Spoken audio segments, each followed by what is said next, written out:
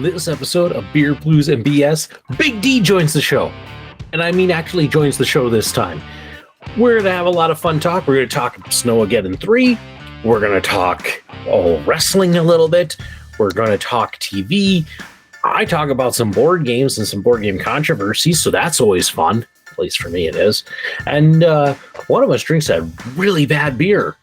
Which one? You're just going to have to wait and find out. You're in a good place. Welcome to the show. In a world where every Rob, Steve, and Lane has a podcast, two good brothers will try to rise above the rest. Howard Blues and the Mark Kidder invite you to pour a cold beverage, pull up a seat, and enjoy time with friends. Welcome to Beer, Blues, and BS. Good evening, ladies and gentlemen, and welcome to Beer, Blues, and BS, the podcast racing into the new year like a Japanese bullet train on fast forward. I'm your host, Howard Blues, here, as always, with my co-host, the man, the myth, the legend, the Mark Kidder. Kidder, how you doing tonight? Oh, hello, Howard Blues. How are you tonight? And Howard Blues would like to apologize to all of our Japanese audience. I never said that I was doing Japanese.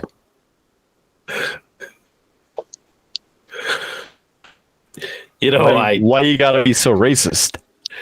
I'm not, but you know, we've been having issues with you and your sound already being out of sync. That dub might actually just work out this time. But who actually said that there was anything wrong with my sync? I know how to sync or be syncing. You just turn on the tap, put the glass under, catch the water, turn off the tap.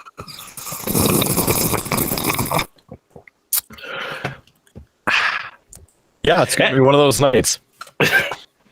I was in a pretty decent mood. Kidder's a bit punchy. Maybe it's always punchy.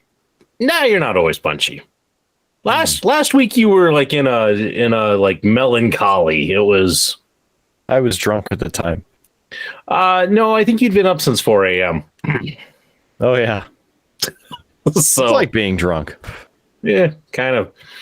And, it wouldn't be a good punchy episode of Beer, Blues, and BS unless we, have, of course, everybody's favorite minister of trolling. That's right. Big D is also on the show with us tonight. Big D, how's it going in your neck of the woods? It's going just fine. Just happy to be here again with, the Picard and Riker of Internet Podcast. So I'll let you figure out who's who, but yeah, engaged. Good to be here.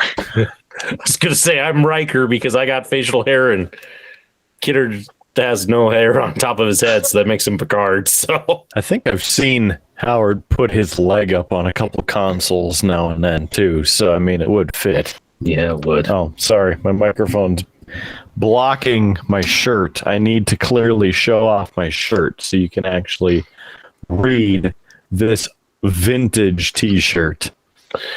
I hate to say it, Kidder. The Christmas episode was last week. Yeah, I know. You're a little still late. Have me. I'm the gift that keeps on giving. How's the return policy on you? Oh, you're stuck with it. Damn. Yep. Hey, Big D. Guess what you're getting for Christmas? Oh, I shudder to think. Yeah, it's only a slightly used Kidder. Slightly. I beg to differ. Make sure you poke air holes in the box before you send them. No, please don't. No, just send it. Full send it. I'm thirsty. What the hell's to drink? I believe the line is. I believe the line is "What's on tap, man." Yeah, you had to say it. There it is. What's on tap? Let's open up the friggin' fridge because I'm friggin' thirsty. Oh, by the way, if you're thirsty and you need a glass, get one of these right now. BeerBluesBS.com. You see that beer bluesbs.com. Right there, you can get one of these handy dandy pint glasses with that design, or perhaps a Kidder's Old Fashioned design, or perhaps the Big D eating a sandwich design. There's so many on there. You can get them for the low, low price of 20% off. No birds involved either. Although you can get the Protected by Murder Bird security. That's on there too. PureBluesBS.com. 20% off. Use the code Howard. Merry Christmas, Happy Holidays, and all of that schmancy things and stuff. So, what's in the old fridge tonight? Well, we got ourselves a few drinks. Let's go with this one. It's on the top. I've been pushing this off for a couple weeks. It's a wild sour from the Distill Brewery. There it is. Wow. Yeah, you can't actually read it. I'll hold it. There it is. It's a wild sour series, and it's the Syncopathic. It's a dry hopped sour ale, 6% alcohol by volume, 12 IBUs on that. That's 12 fluid ounces. And what else is on here? Not Ball Corporation aluminum. This is made in Normal, Iowa. It's pretty average. Brewed and canned there. You can find more probably on Distill Brewery. Just use the interwebs on there. Yeah, distill.com. It's right there. No, you can't read it because why? Focus. Well, now you can read it. It's magic. Apparently, this is supposed to be a harmonization of tart and acidic sour ale with citrusy, fruity, and floral dry hops, normally in concert with the pale ales. There are totally rad aromas, dude, and flavors reminiscent of grapefruit, orange, lemon, tangerine, pineapple, and hints of pine. Only a quarter pine tree in this. Give way to a biscuity, crackery malt pack beat, low bitterness, and a dry finish to bring everything in sync. Cheers! I hope you're rinsing something over there. I'm just shaking paint. That's what it is. Sure. Okay, good. Good. Woo! That's got like all of those fruits right in one smell. You would love this.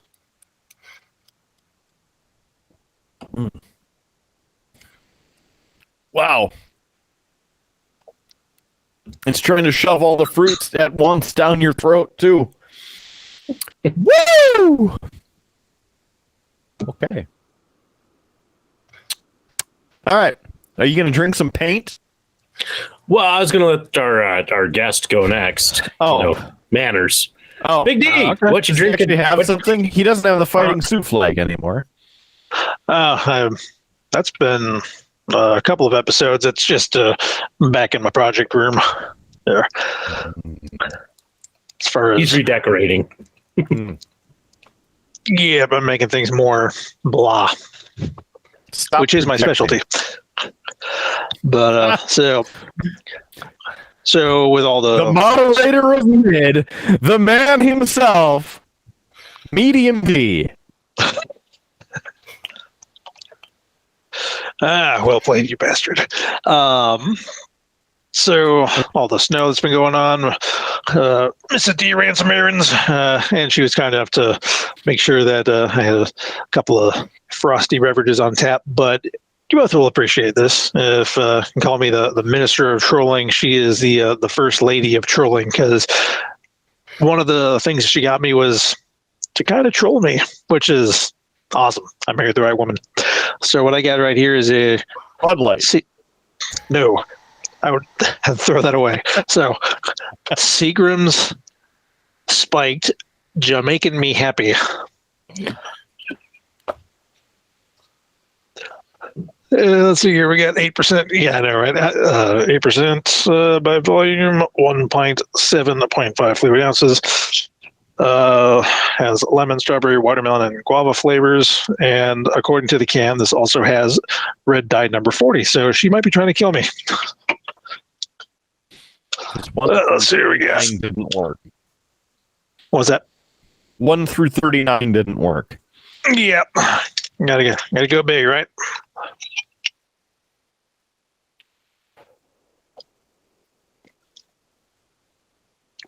I definitely taste the lemon and the watermelon and a hint of sadness.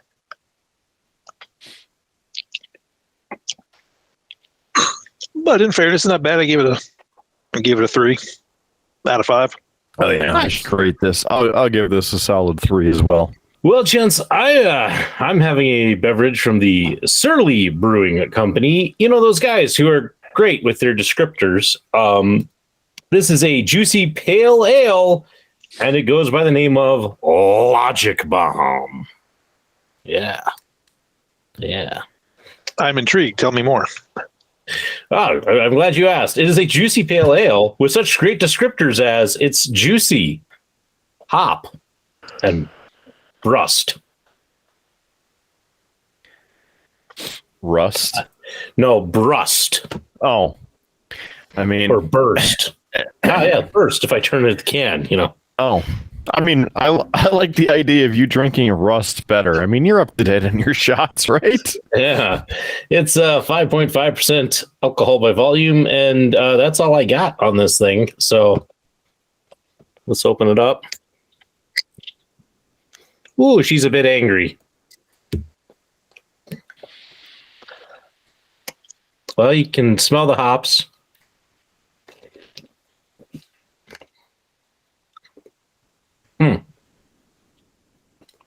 But you really can't taste the hops. Although on the second drink, there they are. I wouldn't call this juicy, though. It's more watery than juicy. It's like water and hops. You think there's a friend right there coming up, like she's gonna shake your hand, and then all of a sudden, wham! Right in the nuts. That's what that seemed like. I was hoping with such an intriguing name as Logic Bomb that it was be something intriguing, but it's kind of meh. Well, rust in the can would have been intriguing. That would have been. But yeah, I'm not picking up anything that's juicy. I mean, when you think like it's beer that has juicy in the title, it's going to be a little on the fruitier side of something, like it's got juice in it, but this is disappointing. I'm kind of glad this is leaving my fridge. Rating wise, probably give it a 2. It's not thrilling me. Sounds like a begrudging 2. Yeah, well, on a scale out of 5, you just don't have a lot to play with number wise. So it's like, is it that terrible? No, it's just not. I don't know. It's just not interesting. It's a hoppy pale ale. Woo. I don't know. I think, Kidder, with all of the weird and interesting beers I've drank on this show, it has made me like more upset about like just a normal beer. It's like this it's just normal. Your high and mighty world now. It's not high and mighty. It's like I've come to accept a certain level of risk. I want something weird and strange, and this is just like it's there. It exists. Oh, sir, excuse me. Oh, you peasants and your boring, basic bitch beer. I met that guy when I lived in England. You can have that guy back. Hashtag royalty. Hey, you were speaking of royalty earlier. I was. I tried to make a royalty joke. I was told I was not relevant. Oh, yeah, you might come back the next deity or something. I don't know. So, are you stuck under mounds and mounds of snow?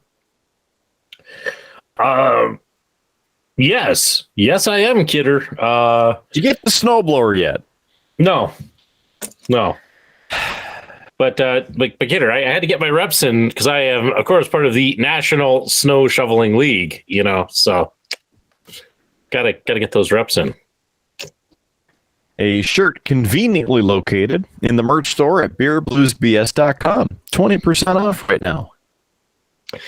I haven't got it, but I will say, Kidder, up until like last night, so Thursday night, I actually had my driveway clear and my sidewalks clear. So I was good. It's kind of all of this snowfall that happened kind of late last night into today. So I was clear at one point. But I got some big drifts, especially in the backyard. Whew. I got like a ridge that runs like the whole length of my backyard. It's Future Howard will put some pictures up. It's pretty impressive, man. I could lose a kid in those drifts. I will probably spend a good chunk of tomorrow digging out is the plan. So that's where I'll be. Outside shoveling. But if you know somebody with a truck and ramps, just so happens I have a snowblower and be happy to run it. You would even have problems getting into my neighborhood. No, I wouldn't have problems because I don't have a truck. The poor bastard driving would have the problems. Yeah, it's pretty bad. Lefty worked last night or yesterday, and last night on the way home, the person giving her a ride, they ended up in the ditch by our place. So it's pretty ugly here. For a while, our cul-de-sac was clear. One of my neighbors in the cul-de-sac has a skid steer parked in their driveway, and they have been clearing the cul-de-sac like every day.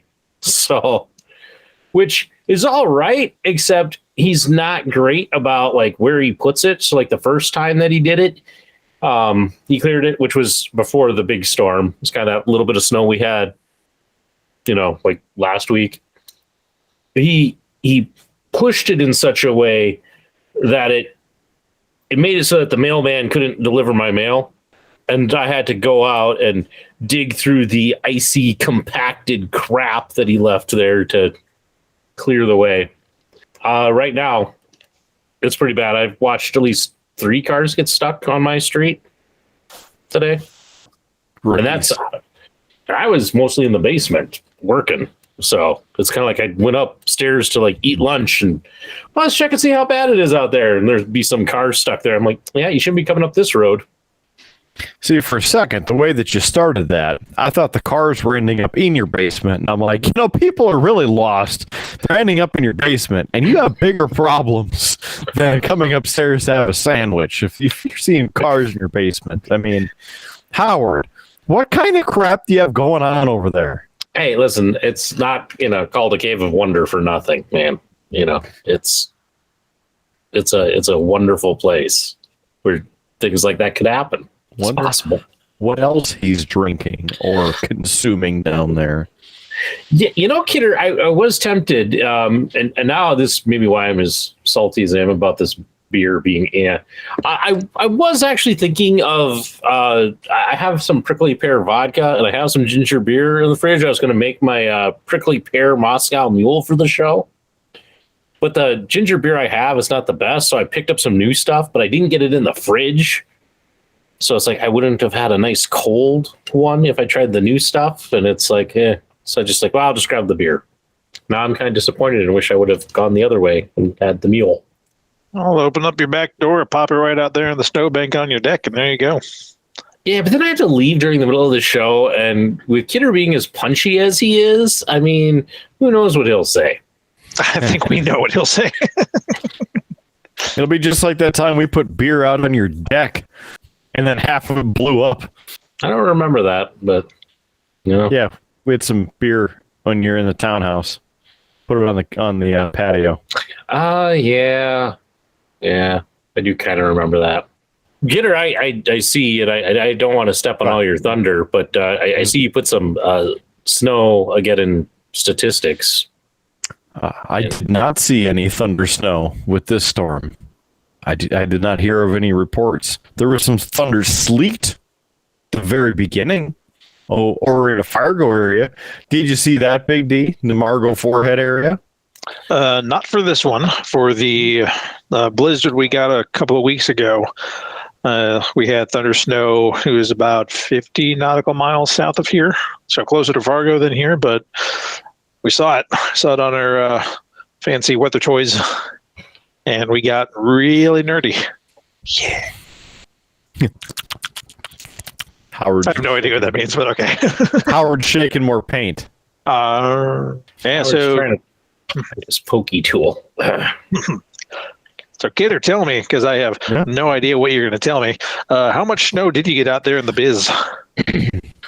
Well, the funny thing is my driveway, after we got the initial snow, cleared it out, and then, the blizzard actually started, haven't had to clear my driveway again. It's almost completely clear, except for the 5-foot drift at the end on either side. The driveway itself, almost completely clear. It's kind of hilarious. Everybody else is like, I gotta go shovel again. Yeah. Anyway, officially, the airport is only a couple miles away. And as of this afternoon, we're at 46.2 inches for the season, which is the snowiest record of the season, as in any start to any year since they started keeping records in the 1880s. It's the most snow that we've received in Bismarck. So again, 46.2 inches officially. And with this storm, we're at 20.3 inches for the storm total precipitation snow amounts level. Still another half inch is possible here over the next 12 to 24. So we'll see if they include that in the storm total. But again, 20.3 inches in November. So the one Snowmageddon 2, we received 17.1 inches. And much like the first part of this storm, it was heavy and wet, nasty snow. Get you stuck. Back in April with the Snowmageddon, that was only 18.3 inches. And so we got the big one. It's been lots of blow. Lots of ridiculousness. But there are some big drifts. Got a couple windows covered. It kind of looks like Howard's window back there. You can't see out of it right over that way. And of course, I had to go to work, so I went to work. The Subaru made it. Didn't get stuck once with the 20.3 inches. Plowed through it. It's good stuff. What about you up in the El Forco Grande? Is it a bit moist, a bit heavy, a bit high? Yeah, so going back random blizzard after we had 3 weeks, nice green everything, and then we got sucker punched by Mother Nature. That one dropped 11 on us. November, we were forecasting 12, but we only got 6 in that blizzard, and it was a blizzard, despite the fact that you might think snowfall from a blizzard would be much more than that, but it was a blizzard. It checked all the boxes. That one, similar, is pretty wet, slushy, sloppy snow. Really good for making a snowman. This one we got right now. We have been, I think the official report is 16 inches here in town, and also my stellar team at work are also recording 16 inches, about 15 miles west of here. Yeah, I don't know if this is the snowiest start of the winter season for us up here in El Forco, but with just those 2 storms last month and this month, we are at 22 inches, which is just about half of our annual average. So it might be snowy next few months. That'd be a good time. You think that we're stuck in a double La Nina pattern, and so we're just getting hosed with everything? Well, this one wouldn't have been as bad. To directly answer your question, maybe. But what hit us this time is that I don't know if you recall ever studying about an omega block. Mm-hmm, mm-hmm. Yep. Okay. Kenny Omega is a dick. Yep. So yeah, with the and we'll have to hook Feature Howard up with a picture so we can upload it so that your viewing audience can figure out what the hell is Big D talking about. But the omega blocking pattern out to our east is what turned the storm into 4 days instead of a day and a half. So there's that. Howard's just simply riveted by it. He's speechless. You know, Kidder, I'm glad Big D is actually on this episode. Because I got a question that I've been waiting to ask a weather professional. You know, you're glad I'm on every episode, don't you lie? Yes, but this one, I had this question, and I thought I would ask you, Big D, because I always hear about this. No, heat lightning is not hotter than other lightning. No, it wasn't that. But good job breaking Kidder. No, what I was going to ask is I always hear this. I almost swore. Almost. I'm trying to keep it clean for the YouTube metrics and to save Future Howard from having to bleep. Yeah. Your question. He's got sir. The question is, you always hear this belief, and I say it's a belief because I don't know if it's true or not, that when the temperature drops to a certain level, it becomes impossible to snow. So people will always be like, well, it's negative 25 out. We don't have to worry about snow. It's too cold for snow. So here's my question. Is there a temperature where it becomes too cold for snow? Is there a concrete number? No. At least that I can recall offhand. No, not that I can recall. I'm sure there is. Just notionally, I believe that is certainly possible. Actually, probably likely. The colder the air is, the less moisture it can hold. So if it can't hold a heck of a lot of moisture, I mean, theoretically, maybe something would precipitate out, but it's so cold that the amount is so insignificant that it barely registers. That was my thought of it too. So, well, I'm glad our combined knowledge from the classes we took together has stuck. The classes I don't remember you and I were in together. Maybe met one, maybe. I don't even know if you were a Met major from day one and then you changed or what. I just know that you were Howard's roommate and you thought I was a pothead and I corrected you on that. That's right. I was never Kidder's roommate.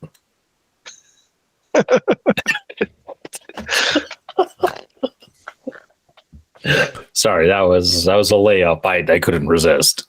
Couldn't resist. I was just wondering how high you are now, because you got cars driving in your basement, and now you're. Listen, if you see me lick the paintbrush, then we have problems. But gonna end up going to Subway again. It'll be a long walk to get there because I'm not driving. Or White Castle. We'd have to walk a long way to go to White Castle. They don't have any in the biz? No, there aren't any in North Dakota. We'd have to go to Minneapolis. Ooh, and I'm supposed to drive down there tomorrow? Maybe I'll just not, because I didn't know that. Mm-hmm. Mm-hmm. Wait, yeah, I did. Never mind. Yeah, you could, but I mean, things, stuff, conversations, travel, keywords. What other buzzwords can we add in here? Clickbaity type. Reaction to weather. The Snowmageddon almost killed us. I know. I'm still thinking about different well-known pairs for the two of you. You know, had the Picard and Riker of internet podcasting. You'd have the Abbott and Costello, the Simon and Garfunkel. a little less endearing, the Edward and Jacob. If you have no idea what I'm referencing, that's actually probably good. I'd say we're a bit more like Fry and Laurie. Yep, I'm the only one here who watches obscure British television. Got it. Obscure? You kidding me? Did you ever watch Keeping Up Appearances? No. Did you ever watch Are You Being Served? Yes. Without me? Yes. Wow. Not everything revolves around you. Oh, I never said that it did. I just... You only implied it. As you know, well, here's the reason, because I have the complete series of Are You Being Served over there. So that's why. Oh, speaking of British television, did I talk about this last week that I finally finished Inside Man? If I recall, you had said you had given up on the series. I tried watching the first episode and it kept erroring, and I was like, and went on to something else. Tried again mid last week, and I forgot to talk about it because going in, I did not know who wrote and produced that miniseries. Do you happen to know, Howard? I don't. Stephen effing Moffat. On the second to last episode, and there's only 4 episodes, I see in the credits, because I'd fast forwarded the other stuff, and I went, well, that's why this sucks. Stephen frickin' Moffat. Ugh. Like, that's why there's a bunch of plot holes and loosely tied together things that are meaningful but have nothing to do with each other. Just stupid. So are you telling me that the Matt Smith, Peter Capaldi series of Doctor Who you were not a fan of because of the extensive involvement of one Mr. Moffat? Yep. Terrible. If there is a different showrunner and writer and executive producer for the last 3 Doctors, I probably would have enjoyed it more because it would have made sense. I still argue that you're a bit harsh on Moffat on some things. I don't care. I've heard similar criticisms from somebody I haven't referenced before, so I got to think about this. My big D-in-law. I'm running out of ways to use the D. Shut up. Mrs. D's we're trying to keep this like a family show. G-rated. I guess you are keeping it in the family then? I am referring to Mrs. D's brother. Let's put it that way.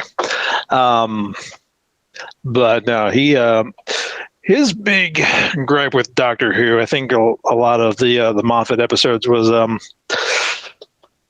that prior to Moffat, the Doctor was just a traveler and did different things.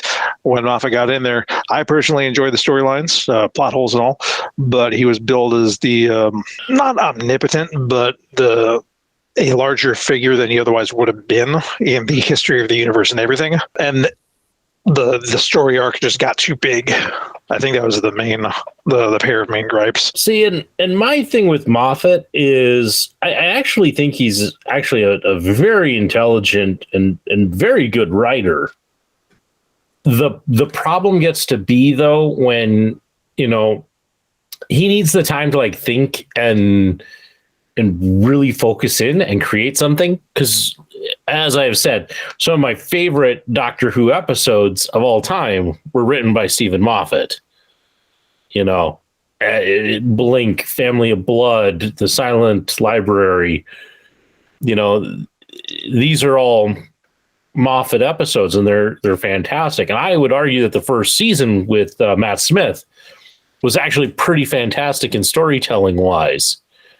The problem was that it was so good that it's like, how do you follow that up? And I don't think he ever had the ideas really like as refined with that, and I think that it caused a lot of the problems, because then it got to just we'll just put dinosaurs on a spaceship and make an episode because I don't have anything else. So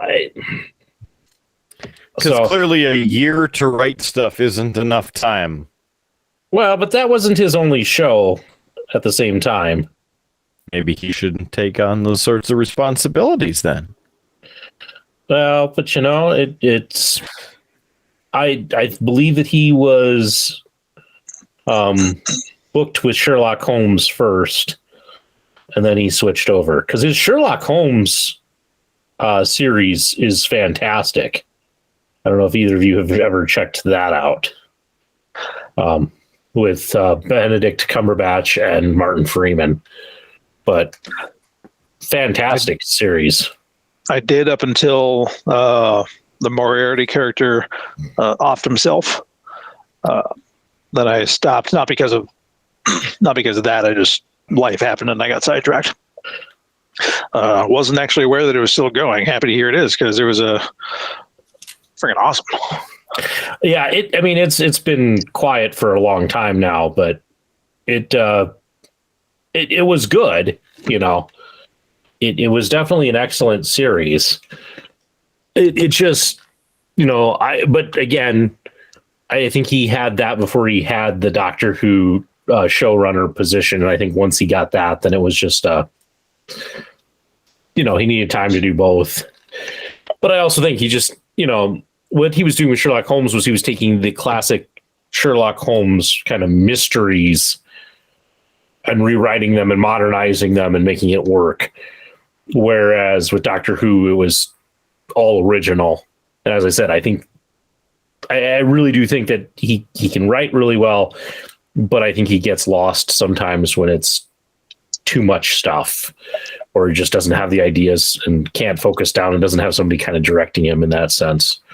But I hate to throw him completely under the bus, because as I said, he's done some of my favorite episodes, but I will also admit he did some stuff that I never really liked, like aging the Doctor incredibly far. He was a big fan of, and the Doctor was imprisoned there for 1,000 years. Spoilers. I didn't say when that happened. Just throw that out as an example. But clearly 1,000 years from one point to another. Are you talking about that confession dial bit with Peter Capaldi?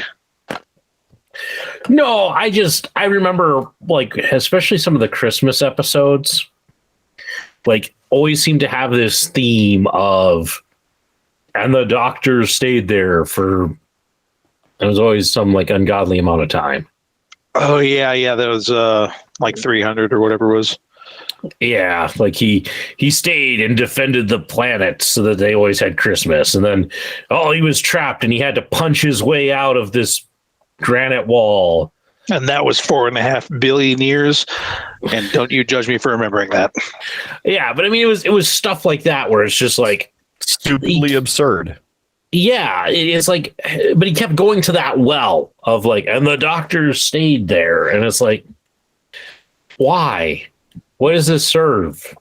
We get it. The guy's pretty much immortal. We'll live forever.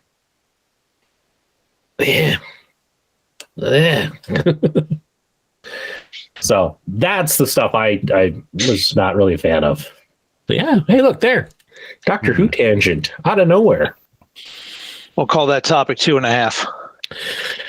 Nah, we don't keep that kind of track on this show. What do you think? We are some sort of professional operation? I'm just being a big D. So, in that case, moving to topic 3. It's a great transition. Great direction for the show. Listen, I hate topic. I have stopped caring about trying to craft like an excellent expert transition, because every time I do, it either gets stepped on or somebody jumps to something else or anything. Like, doesn't matter. I might as well just say, and now topic 3. And now, something completely different. Yeah, exactly. We're going to talk wrestling. Why? I don't know. Kidder's fired up about it. That's what this hour is 22 minutes used to do. Yeah, wrestling. Uh-oh. Some former wrestler just changed something in the rundown. I got to stop giving him editorial control. Yeah. Yeah. I mean, I don't really care that he makes the jokes in the run sheet. It's the fact, though, that it's in the run sheet, so the audience never sees it. So then future Howard has to go in and like screenshot it, so that when we're talking about it here, the audience knows what's going on. You're just making more work for future Howard, and I think you would have learned by now not to mess with future Howard. Well, Minister of Trolling, right? Yeah, we gave you the title. It doesn't mean you have to work for it anymore. Oh, you will love my major announcement later on. I'm looking forward to it. We might skip that topic. We're going to remove your trophy. Take it away from you.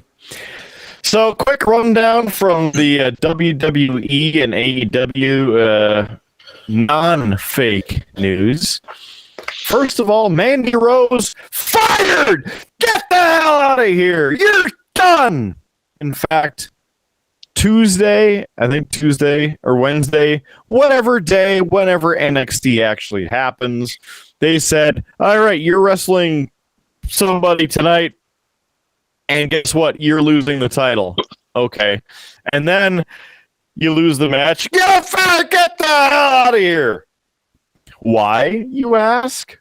Well, I'm glad that you asked why, because apparently she's making a lot of money on her own, on her personal website that's similar to what you would find on OnlyFans or any of those other sites. And apparently, the content was not in the WWE's policy guidelines for talent, i.e., it was extreme. Were there tables involved? I think so. I mean, in some form, I'm sure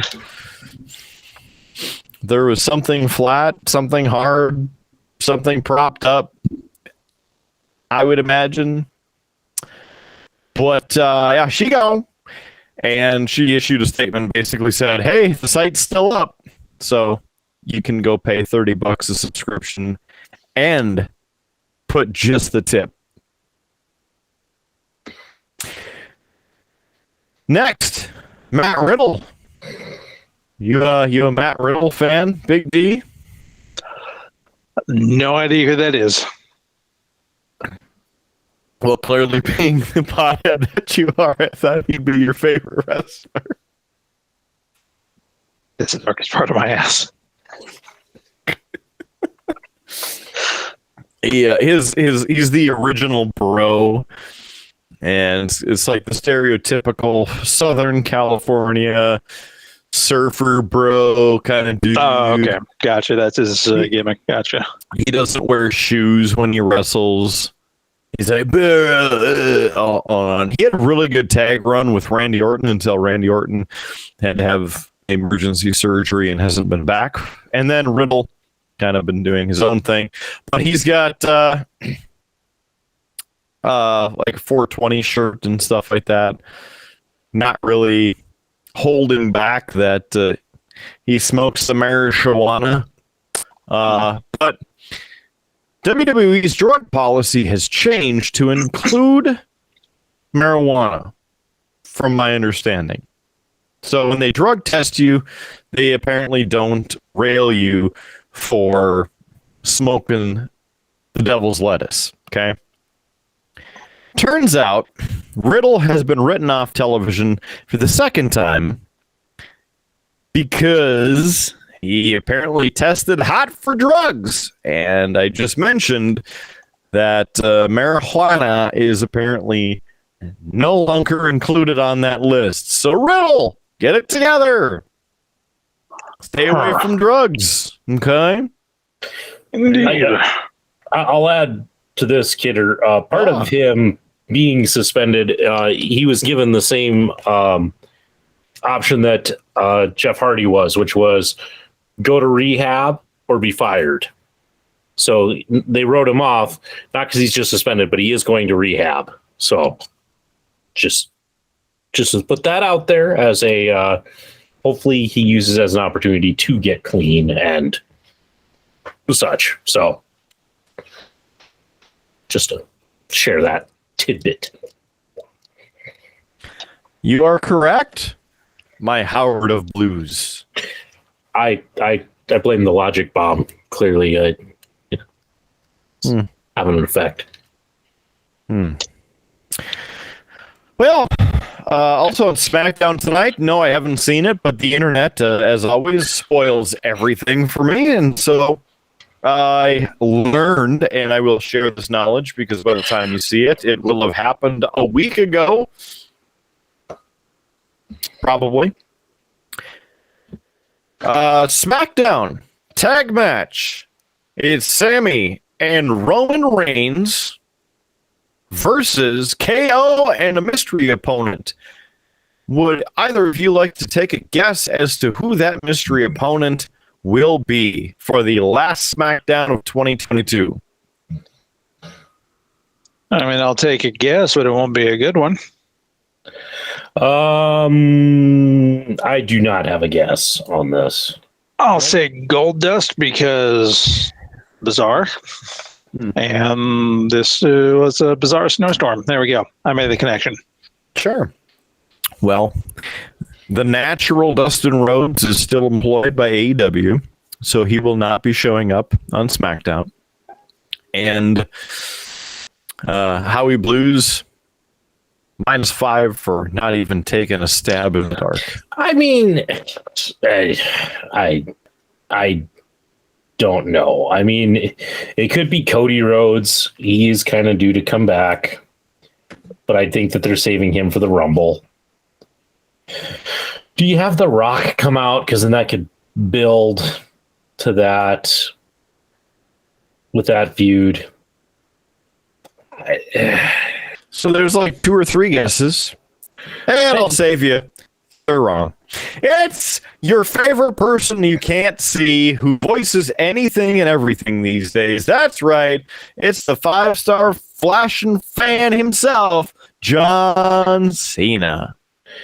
You know, now that you say that, I actually saw a news story that he was going to be back for the last SmackDown of the year. So, but you can see how much that registered as I clearly forgot it. Oh, you just didn't see him. Yeah.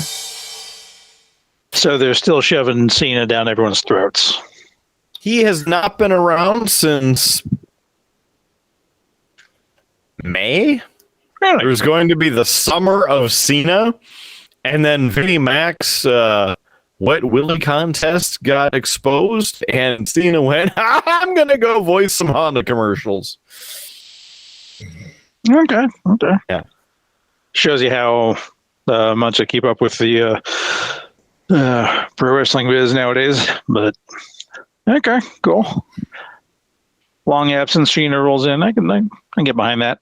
Kind of like how he showed up number 30 in that one Rumble after he had been out for a little while. I wasn't even mad. That was at Madison Square Garden, wasn't it? Yes, it was. Mm-hmm. And Thugonomics as well. Old school. But anyway, speaking of Vinnie Mac, he's still hanging around WWE in a wish sort of sense because he wants to come back. But he was forcibly retired. And he still wants to come back. But everybody else is like, no, dude, you just go do you. You stay away, please. Because they're still looking into his illicit activity with hush money. So, there's that. Anyway, anything else you want to mention on the WWE? Yeah, I don't know if you saw this story, Kidder, but there was a report out that Triple H has been bringing back all of these wrestlers, kind of since he took over, people who were a part of like the 90 some that Vince fired. And supposedly not all of them are performing at a level that is expected. And there have been some notices that some of them may end up on the old chopping block and might soon find themselves once again future endeavored. Could be interesting to see what happens there. Could be, it's kind of that question of if they think that now that Triple H is in charge, that's like, well, we have our job back because we're clearly one of his guys and we don't need to put in the effort. Which, if that's your take, you have a terrible read on Triple H. In that case, because he's one of those guys who you hear stories about him from his wrestling days, and he's kind of a demands perfection kind of guy. That was part of why the Click ticked off so many people, was because they weren't afraid of saying, hey, this guy can't work. So could be interesting to see. We might see some of these people who have just come up and gotten another shot quickly vacate the scene. I didn't, unfortunately, have the time to look further to see who was on that list or who was, maybe called out in that, but that is what I have seen, at least, was that story was going around. There. I added WWE news. Everybody enjoy this rare Howard brings WWE news moment. Well, if that's such a rare moment, then I'm gonna raise to that. But it's empty. Oh, fortunately, there's round 2. Yeah. We're not quite there yet, but I'm just saying Howard's not quite there yet. I mean, if you guys are ready to do round 2, you can start as Kidder chugs his. No, I just said that. I saw that. Yeah, you got to put the angle because there's that little bit at the end, right? Hold over for meteorology. Yeah. Well, you guys start what's on tap round 2. I'll be ready by the time you guys are done. So I intentionally didn't say anything so the screen would stay on you while you chug 10 seconds after you criticize Kidder for allegedly chugging. Yeah. Check yous! Dick. Joke's on both of you. Future Howard's editing all of that out. Touche, you magnificent bastard. So, Big D, you started this. So what do you have for what's on tap? Round 2. Well, don't be sad because I was trolling you and now I'm going to troll Kidder. I got a little bit of IPA goodness. Kidder's favorite. Hey, you do you, man. You're the one drinking that shit. Damn it. See, you made me swear. Sorry, Howard. Well, I almost swore again. I think he only believes the Effenheimer. You're good. We've stepped up what we censor in an attempt to hopefully game the YouTube algorithms, which apparently will pull out things like if you swear a lot, it will. Yeah. Good to know. That said, feel free to swear. You're just making more work for future Howard, who may or may not hold it against you. Well, that was a piercing stare you just sent right into the camera. Yeah, no, this is actually one that I've featured on the show before. It's the Elysian Space Dust IPA, the other one that Mrs. D got me. But we'll just review for Kidder. 8.2%, 19.2 fluid ounces.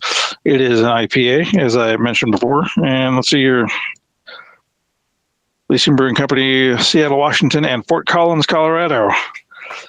I might have to rethink this because Fort Collins makes me think of not good things. Well, it's all career related, so I'll just leave it at that. Let's see, the hopping is pure Star Glow energy. Wow, that sounds horrible. With Chinook to bitter and late and dry additions of Citra and Amarillo. Doesn't even make sense. Brewhouse, we opened their doors in 96 when bold art and music. Okay, they're talking about the brewhouse, not the actual beverage. We're going to skip that.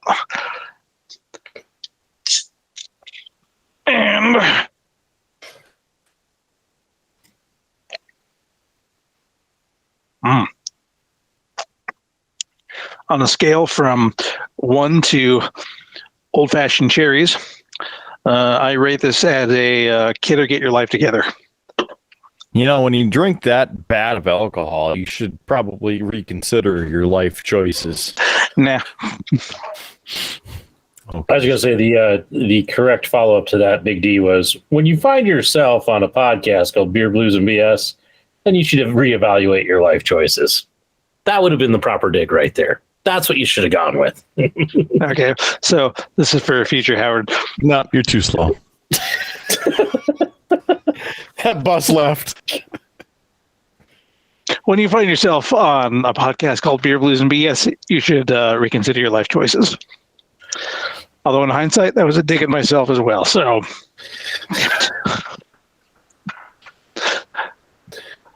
yes. Kinner, what are you having for round 2?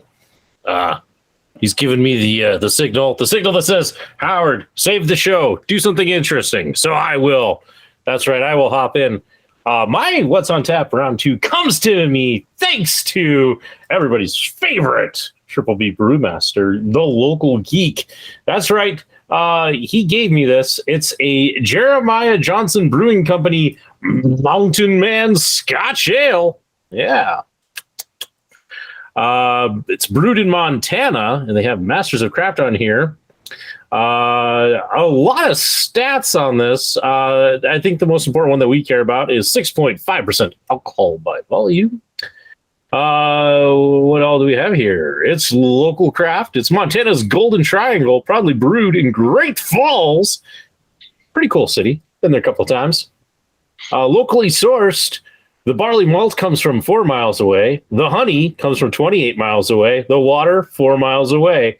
And it was locally canned. Mountain Man Scotch Ale is the pride of Jeremiah Johnson Brewing Company, embodying the spirit, history, and allure of Montana. We only use the freshest Montana 2-row pale malt and local honey in each batch. Rich and complex, this ale combines the malt flavors of toffee, dark chocolate, caramel, and molasses with a subtle hint of cherry smoke for a smooth, even-bodied finish. At Jeremiah Johnson Brewing Company, we source local brew fresh and can in-house for an exceptional beer that could only come from Montana's Golden Triangle. Do well, Jeremiah Johnson. So, yeah, a lot of stuff on there. This is a Scotch ale, which tends to be my beer of choice because it's the same thing that the good old Cold Smoke is. And coming from the local geek, I am pretty sure that this will be good. So it's got a nice smell to it, a nice aroma.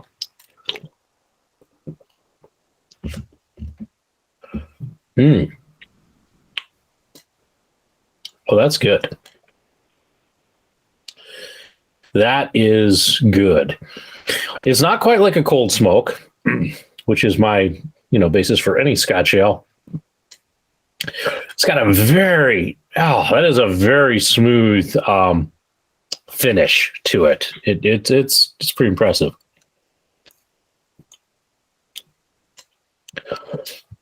Yeah. No, that's good. Hey, you're reading that whole description. I wish I had one in my hand right now. Yeah, no, thank you. Thank you, local geek. I'm going to enjoy this. And hey, cheers to you, local geek, when you get to this part. I know you're probably at work, but cheers anyway.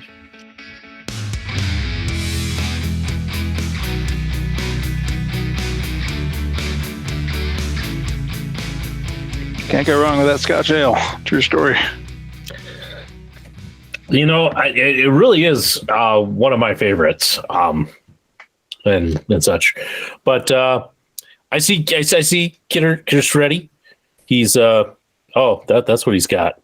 Maybe. Okay, I saw the can. I know what's coming. I see what you have, Kidder. Yeah.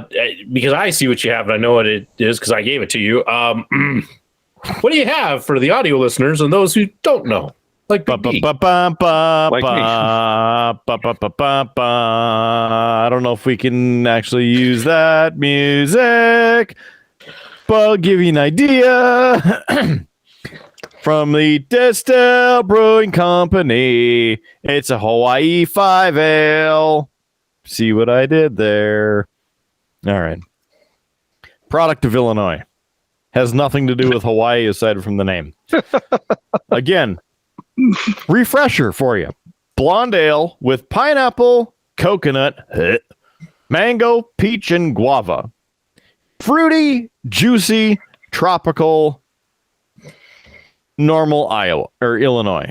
6.4% alcohol by volume, so we're increasing the alcohol by 0.4%. 12 fluid ounces, and it's 13 IBUs in this. Ugh. Again, distill.com. Right there. There's the distill.com.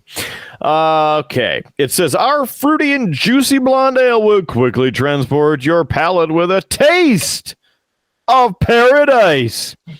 Tropical flavors of pineapple, coconut, mango, peach, and guava are balanced with smooth maltiness. One sip and you'll be singing the song of the islands. Aloha. Support boycott flavor blend. Right. That reminds me of that should just really be on one of those data lore memes. Mm-hmm. You know what I mean? Yep. I know one of the more original ones is the pointy lady and then the squinty cat on the other side with the salad. I enjoy that as well. Yeah, okay. Let's give it a smell. So I did get an initial hint of pineapple and then kind of killed my nose with the coconut. So I hope I don't die.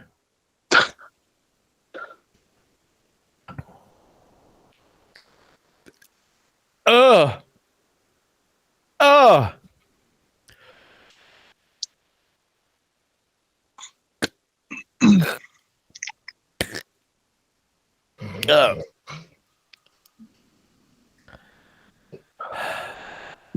I'm gonna have to go white girl on it. I can't even. -1. Gross. Howard, why? That's not actually what I thought it was, because that's not one of the Distill Sour series, but it is my Distill. So I have had that one on the show before. Yeah, I know. I remember you having it, but why? Listen. Why would anybody make this crap? Oh, good. You're going that route. I was about to say, I cannot be held responsible if you try things that Howard tries on the show. Because Howard is clearly out to create content and then therefore drinking weird stuff. I tried a second time to make sure that it still sucks, and it still sucks.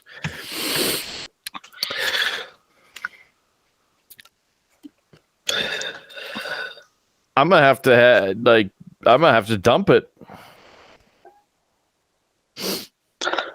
The look on your face seems like it's going to make you dump it, if you take my meaning. Are you all right there? Do you need to excuse yourself for about 5 minutes? Well, I think I'll be okay. I might die, but I think I'm okay. That doesn't even deserve to be in the Sioux koozie or have that name. That sucks. Normal my ass.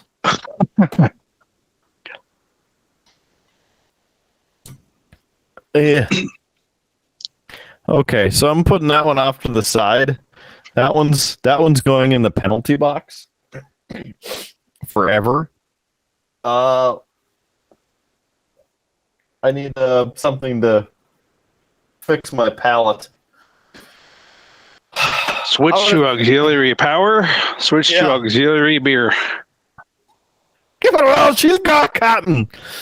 So what am I going to do? I'm going to hurt myself even more with the Citrus Rescue citrus IPA from New Belgium Brewing. It's brewed with perfectly good but imperfect looking fruit. Perfectly good, but yeah. Don't do it, Captain. So, 6.5% alcohol by volume, 12 fluid ounces. IPA with orange juice, orange peel, and natural flavors.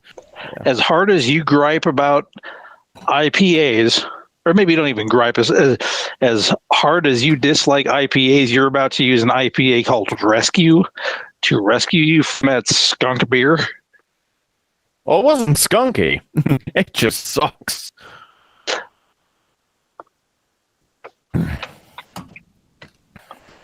Whoa! That's like orange juice with a side of pine. Woo! Yeah. Wow. Okay, then. So you have orange juice and gin in that can. Good to know. A little bit of gin and juice here, yep. Gin. You want some gin? I mean, I did think about having gin tonight. Here's a life lesson about gin, specifically Bombay Sapphire. If ever you get the urge to have a shot of Bombay Sapphire at room temperature, don't. I'll just leave it at that. Sounds like Big D's made some life choices that he regrets, and not just hanging out with us. No, it just tasted really bad. It just needed to be cold. That's all. If you're ever in a position for some buddies of yours to give you absinthe, don't. Oh, the local geek might argue that one with you. He actually has had absinthe on this show. Future Howard will put the episode number, but it has happened.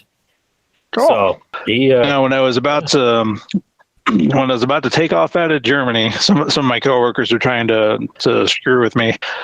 And at my going away dinner, one of them bought me a shot of absinthe. Like, hey, have this. I'm like, okay, whatever. I'm like, what is it? Absinthe. Doesn't that make you trip? It's like, yeah, it's gonna be good. So I'm freaking out, thinking I just take my career, but no, it was just some trolling. Y'all would have been proud. Thank you. You would have laughed. Yeah, the local geek broke down the whole like myth and around the whole tripping on absinthe. It was a great episode and great knowledge. Again, if you want to know more, in fact, Future Howard will do one more. Not only will he put it up there, but in the show notes, I'll click to that, and it's I think What's on Tap Round 2 that he did it in. So you can jump right to the right chapter. But he talked a lot about kind of the history of absinthe and the controversies around it and all of that. It was very, very educational. And I think you can actually get absinthe at one of, I think it's Thomas Moriarty's. Kidder, back me up on that one, because... well, they have at least had the absinthe in an absinthe machine at 510.2, and they just changed the menu at Thomas Moriarty's, so I'm not 100% certain if they have the absinthe yet. We'll see. I'm sure the local geek will comment and let everybody know for sure. I could also discuss some life choices with soju, but I won't.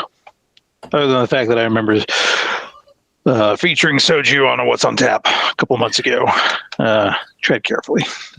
You did, and I think there was even talk about me trying it. So we need to make that happen, Big D. So I will say, Lefty keeps talking about going up and visiting you. So at some point, we need to make that happen. Yeah, we've been going on. When the hell did I get back in town? 16 months ago. We've been saying it hasn't happened yet. I know. It's just kind of one of those things. You know, this is North Dakota, so winter is not really the greatest time to travel. and yet at the same time, like summer is my busy season, so finding time to travel is always a bit challenging.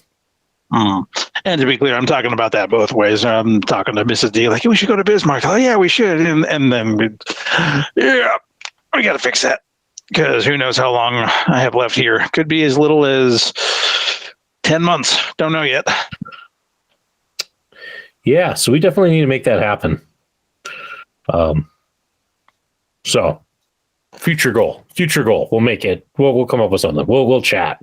Kidder, I see that there's still some wrestling news we didn't cover with the old AEW. So we should probably wrap that up so we can. We want to be fair and balanced. I'm just sure that the people who skipped, like, oh, hey, I'm going to skip this wrestling because they're doing What's on Tap Round 2 are going to be wait, they weren't fully done talking about the wrestling. Lane doesn't watch our show anymore anyway, so it's fine. Yeah. He moved to all of the cities now, so. Yeah, I know. I'm still sad about it. Anyway, over in the all elite side of wrestling, I finally watched the promo you asked me about last week, and yes, it was good. Absolute Ricky Starks and MJF. Very good promo. They even referenced a bunch of WWE things, which was kind of funny, including The Rock. That was one of them. That was funny. So that's where the fire promo comes from, because they've really been doing work to make their promos better. There's still a ways to go with a lot of the talent, but I got to tell you, they're doing something. They're making things work a little bit better, and so I give them a thumbs up for progress. The second part, I had sent you a video, and you didn't comment on it. So I don't think you even watched the video or listened to it. Maybe, possibly. Which video are we talking about? A very specific video in which MJF is showing off the brand new AEW World Championship belt. Oh, yeah, I saw it. Did you listen to it? No. Uh-huh. That's what I thought. I think because that's one of those that like popped up while I was at work, and so I kind of like looked at it and just went, "Oh, okay, it's just showing off the new belt." You don't work. You must not have read my caption to it either. That's fine. It's okay. Because they stole our gimmick. And what was it? The belt is called the Triple B. The beautiful Burberry belt. The Triple B. And in that is a specific clip of Tony Schiavone saying the Triple B sucks. Ladies and gentlemen, allow me to introduce to you the Triple B, the big Burberry belt. Well, the Triple B sucks. Okay? Oh, come on, Schiavone. I started laughing so hard. I had to pause it and then back it up and record that segment to share with you. Yep, and you would be right. I probably should have paid more attention. Truthfully, Kidder, a lot of times when you send me videos, like I don't tend to necessarily watch them because I always look at them and I go, "Oh, Kidder wants to talk about this on the show." I'm not going to react. I'm not going to watch it, or I'm not going to pay attention to it because I want to give you my true, like, honest reaction on here instead of me having to go, "What? They said that?" Or, so, yeah. That's part of why you don't see me respond to a lot of your stuff that you send me, because I always assume, oh, he wants to talk about this on the show, so I don't want to don't want to spoil it for myself or the reaction or things like that. So I'm gonna have to do a better job of paying attention to that. Apparently. Well, this one you're gonna get a kick out of, and I mean the end of the year is basically here. I gotta redo the copyright for the episodes anyway, because 2023 is around the corner. So this is the last episode of 2022. So yeah. MMXXIII. I'm guessing. Feel like it's turning into an episode of Sesame Street, brought to you by the letter M. Kidder, I also watched the Ricky Starks MJF promo, and it was good. It was all right. I guess my one critique would be, and like Starks gave a good promo. I just wish he would have slowed down. It felt like when he finally got the mic and he finally got to talk, it was like, I have all these things I want to say, and I'm just, and it's just, I felt like he needed to let it breathe a little bit, some of his stuff. Not that he needed to go like the full WWE, like slow promo, just give it a little bit more breath, a little bit more time on it, if that makes sense. Just the comparison of him versus MJF. MJF clearly had pacing down on his promo and had appropriate pauses and allowed for the audience to, react and all of that. And I just feel like Ricky Starks was just a bit too quick to get it all out and just needed to savor that just a little bit more.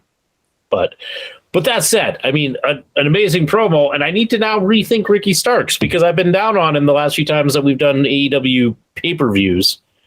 I clearly need to reevaluate where he is in my standings of stuff. And I think rethink Ricky Starks, damn it. Ricky Starks. I'll get right. I'll get right on that after I finish all the videos you sent me. Kidder's shaking his head in disappointment. Oh, I'm not judging you. Geez. When are you not judging me, man? I'm like here on trial every week. Yeah, content. Gosh, I think this brings us to topic 4 as I, make this somewhat smooth transition. And this is the part of the show where Kidder's going to tune out as I take over and talk a little bit of board games and such, because there's been some controversy and some things that are a little bit scary, and it's all we're talking about. So I got a trio of topics. The first, and it is probably the scariest thing. For a while now, there's been some concern about Mythic Games. Mythic Games is a company out of France. They make some very fine games. Solomon Kane, Reichbusters. Let's see, gosh, what else do I own of theirs? They did Mythic Battles Pantheon with Monolith back in the day. That was an excellent game. And of course, the big one that they did was they did the board game version of Monster Apocalypse, a game that I am very, very much excited for. Hell, the Lost Saga, Rainbow Six Siege, they're doing that one. But it's been kind of interesting because I covered this once before on the show. They've kind of been a bit on radio silence, and you just haven't been hearing. Hell, the Last Saga has been greatly delayed. Well, the news kind of first broke. A couple of the designers, the more prominent designers of the group, were leaving the company. So that was a little alarming. But this was then all of a sudden followed by news that Mythic Games was selling off some of their IP. So far, they have sold Solomon Kane and Reichbusters to Monolith Games, another French company. They are also have sold off Enchanters, Steam Watchers, Super Fantasy Brawl to Cool Mini or Not, or CMON. So they've sold those off, and they put out a fairly lengthy update basically saying, yeah, we had to do this. We needed to basically bring capital into the company, but we didn't want to run another Kickstarter because we're already behind on some of these. So the goal was to sell off some of these properties and get an infusion of cash that hopefully then can allow them to get some of these games out. So they're focusing on trying to get Monster Apocalypse out, Rainbow Six Siege out, and Hell the Last Saga. So I'm hoping this isn't looking good, Kidder. When companies start to do things like this, it's when Kickstarter start to fail, and I have 3 games that I'm sitting on, with them that haven't been delivered. So we're gonna hope, especially Monpoc. I want Monpoc. If I don't get Hell and I don't get Rainbow Six Siege, I'm okay with that. If I don't get Monpoc, I'm going to be a little disappointed because I'm super excited about that one. So that was the first thing that's kind of been making stuff interesting. The next one, Kidder, and I'll be interesting for your take, because as a guy who does a lot of graphic design, I think that there's some stuff that would apply to you here. There is an Instagram page out there called the Golden Demon Compendium. The Golden Demon is a painting contest that is hosted by Games Workshop, and it is kind of got a reputation for being like one of the best painting contests out there. If you end up with a Golden Demon, that is in my hobby world of painting, there are painters who will list on their stuff like Golden Demon winner. It's a big deal, and it's very highly competed. People who do miniature painting professionally, Golden Demon is one of those contests that they prep for and they work on all year for to hopefully win the thing, because there's only one winner. So there's the gold, the silver, and the bronze. So it's a big deal. Anyway, this Instagram page is made up basically of a guy who takes in, he's getting he's collecting the winners, so the gold, the silver, and the bronze winners, photos of their miniatures, and posting it on his Instagram page. And this has sparked an interesting debate recently, because one of the winners in this year's contest asked him to remove some photos of his artwork, because basically this guy is taking the models that people have worked and spent hours on creating and posting it on his Instagram to get all of the likes and follows, when it's clearly not his work. And in case you're thinking, well, gosh, he's just a compendium site, there are some cases where they have removed watermarks that the artists have put on their photos to mark that it is their miniature. Kidder, where do you stand on this? What is your thoughts on this as a content creator who's made graphics? This idea of somebody grabbing these photos and using them in this way. Theft. They're stealing. They're ripping off somebody else's work without doing the work or having the talent to do it. And they don't pay for the rights to use it. And therefore they are plagiarizing. They're stealing. It is basic theft. Yeah, I kind of figured that's where you would be on that. And that's been part of the kerfuffle, because, as I said, one of the artists has asked for his stuff to be taken down because this guy is using them. And it's not even like this guy went to the contest, because the contest is held in the United States. It's held at Adepticon in Chicago.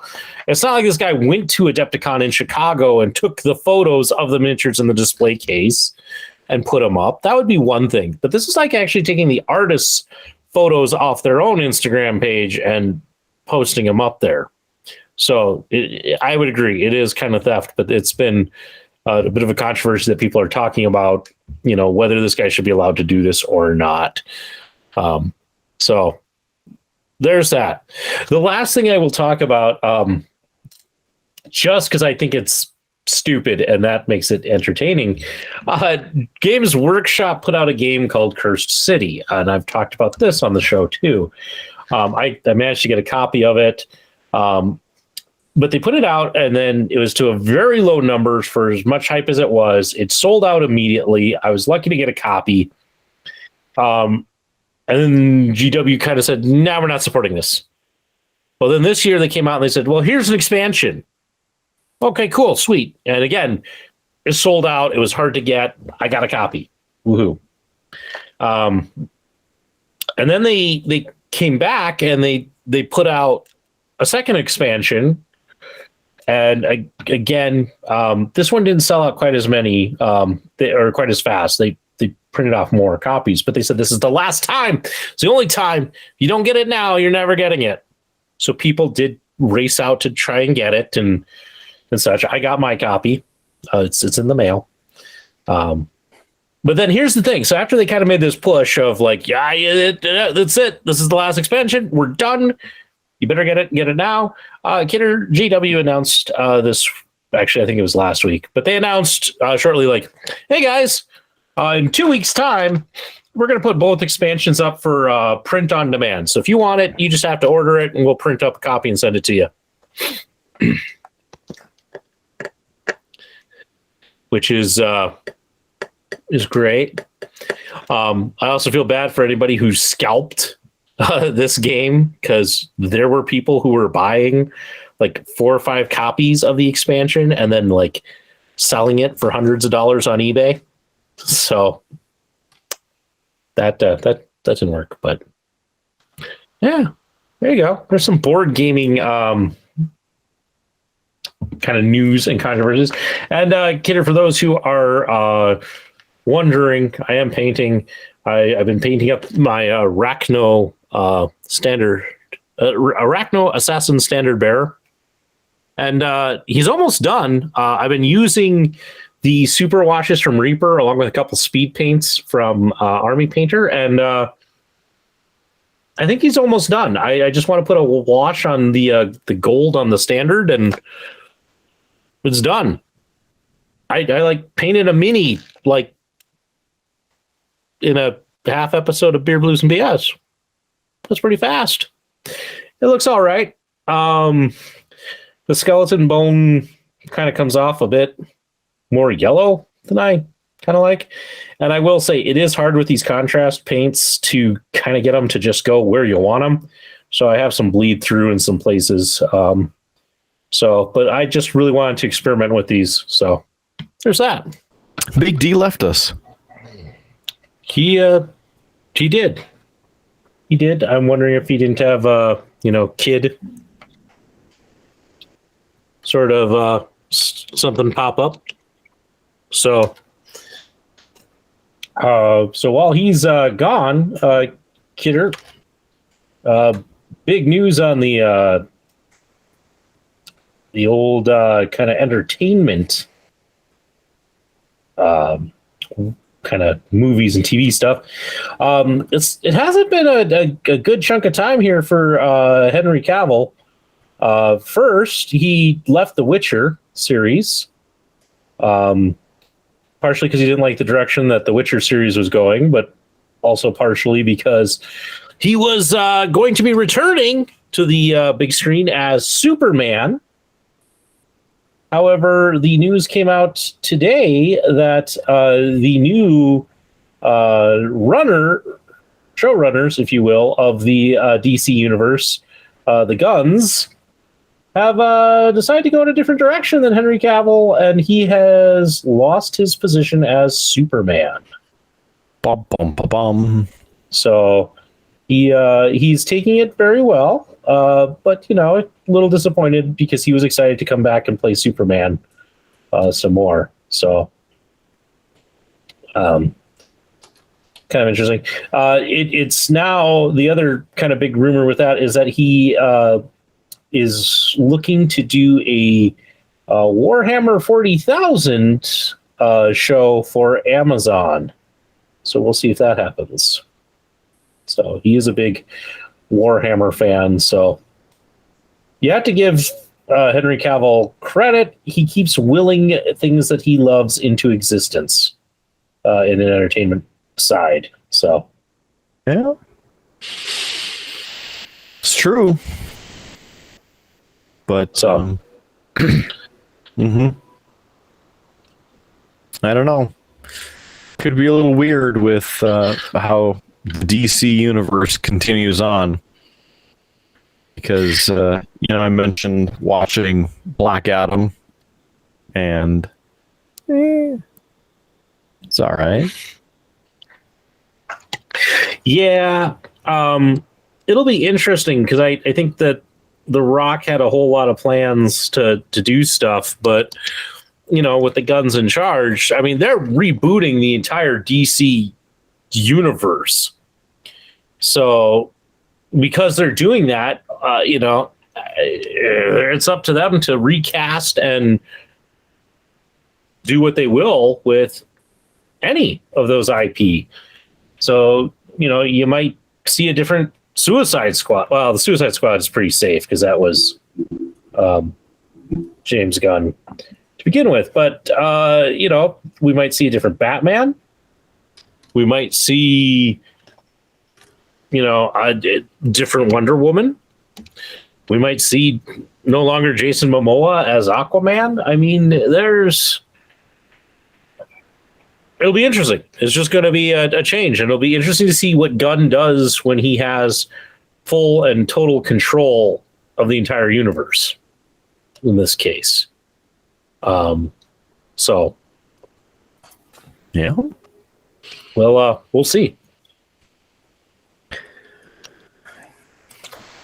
Will be pretty interesting if you're into the DC universe. And really, the only thing that I've found very captivating is Peacemaker.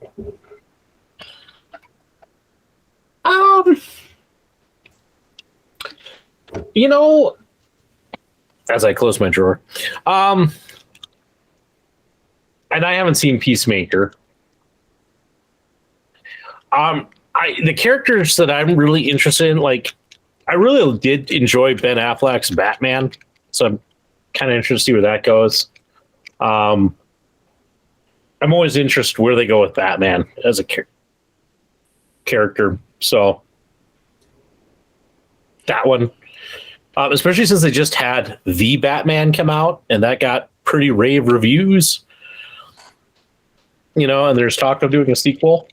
So it's like, where does that stand within all of this? Are they going to allow that to continue, or are they going to be done? They're filming the second, the sequel to Joker is being filmed right now. So it's interesting. It's interesting to see, like, when does this start and what does it look like and all of that. And also, if you're going to recast everybody, I feel like you're going to run out of people, to play some of these characters. I mean, there's always new people coming up in Hollywood, but you're not going to have necessarily all of the name recognition stars. So there's that.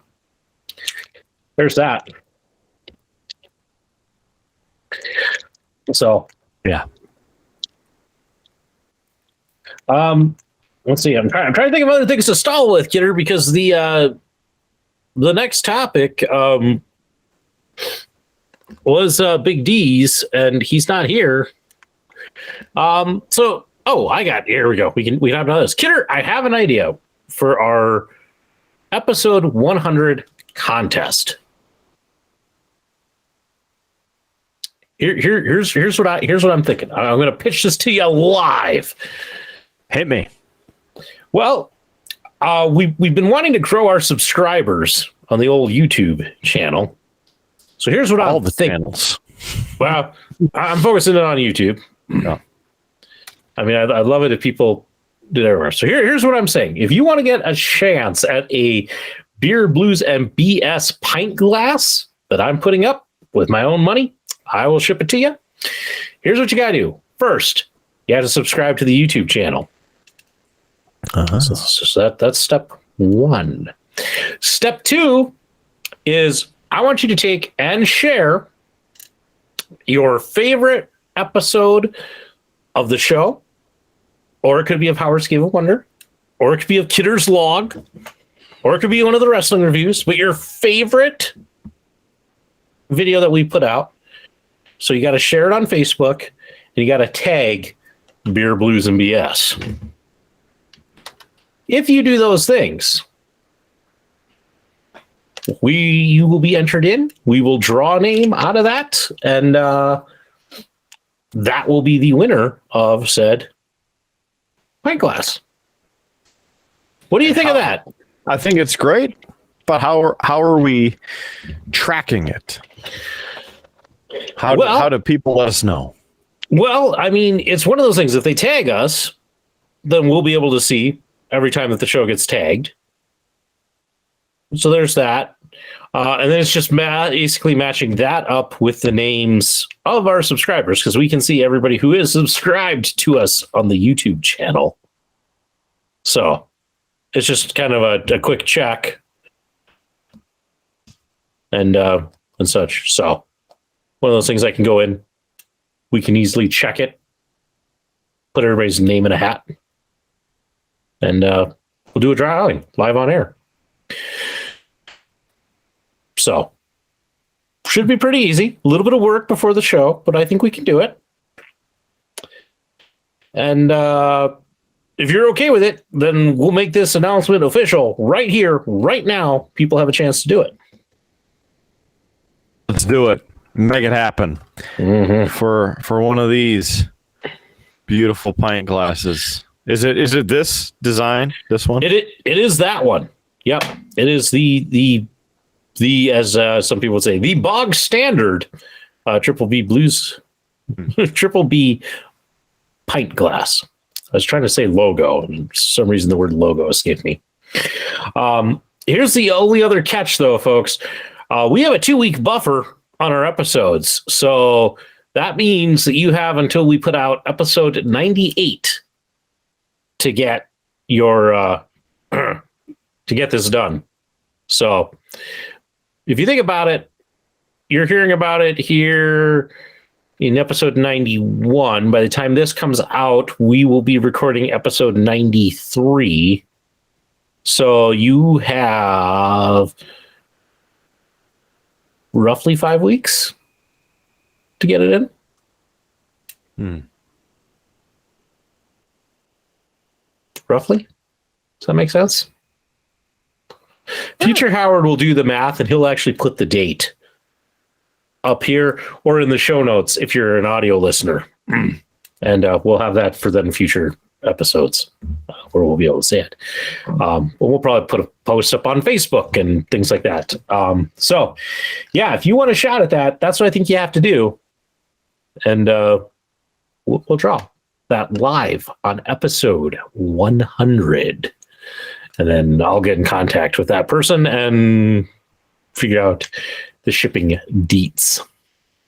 So I can see it now. You choose a winner and you get ghosted. Hi, I'm Howard Blues. I want to give you a pint glass. I don't know anybody by the name of Howard Blues. I'm not accepting this. It's probably fraud. I don't know anybody named Howard Blues. Big D disappeared. He really did. I'm gonna guess that there's something going on kid-wise. That's what my parental instincts are telling me. Mm-hmm. Mm-hmm. Mm-hmm. Mm-hmm. That's how it goes. That's how the cookie crumbles. I know, and he's got some major announcement that he's looking to make. So it's kind of like, man, I don't want to like steal his thunder or anything, not that I know what it is, but it'd be nice to get that out there. People are probably now wondering, like, oh no, what big thing is Big D wanting to share with the gents? So you'll find out when we find out, folks. Hopefully it won't be too much longer. So yeah.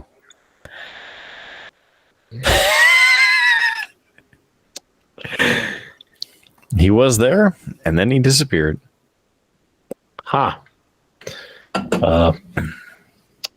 Well, we'll just have to play this one by ear and see what comes of it. Kidder, the only other thing we have on the run sheet besides Big D, big announcement, is this is our New Year's episode. And, last year I asked, about making some New Year's resolutions. A couple of mine came true. We got some people on the show that I always wanted to have on the show, like Big D. That was one of my things. Hey, we want to get the gentleman from Indiana on, and he's been on, and he's been providing content at amazing rates. We got Adam Foote on, which was great. So I'm feeling pretty good, about it. Mm-hmm. I have a few other people I would love to see on the show. I have some good friends who I haven't seen in like 20 some years come this year. I would love to, here in 2023, get to have them on the show, especially since they live all around the country, and get a chance to talk to them. So that's one of my goals for this year, maybe to reach out to them and invite them on the show and such.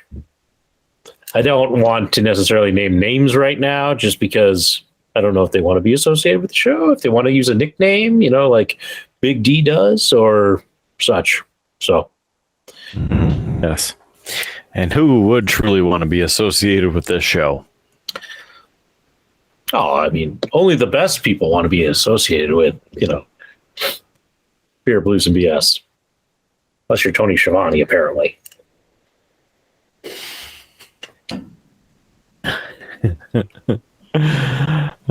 Yes. That there, folks, is called callback. Yeah. Mm-hmm. Lane still hasn't seen it, so talk about callbacks. Yeah. So, Kidder, any resolutions from you for the upcoming year of Beer, Blues, and BS? No, for this show. I mean, you could give off a life one if you feel like there's a certain goal in your life that you would like to put out there into the universe. I resolve that 2023 needs to not suck. Like 2020 and 2021. That's what I have to say. Yeah, you've had a rough couple of years. Yeah.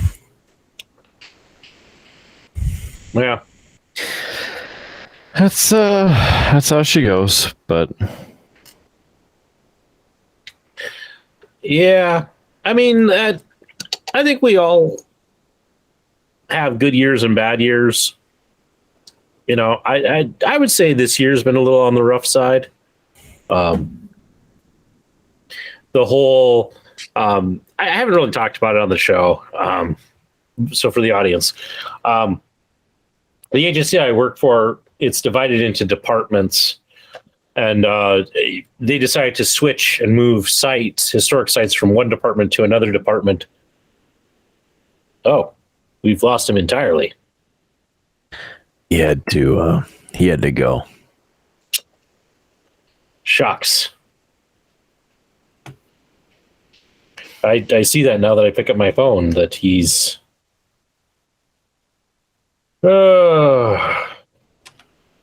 so unfortunately we've been hyping up this major announcement that we're not going to get. So anyway, to just finish my thought, we've been working on this transition to a different department for historic sites. It's been rocky this year. It's been like we're getting there, but it's there's challenges to it, and that's the way these things go. So, but Kidder, since we lost our guest and we're not going to get that big major announcement, I feel let down. Yeah, I feel let down too. And on that disappointing note, we've been talking for quite a while. I think we got to wrap this thing up. All right.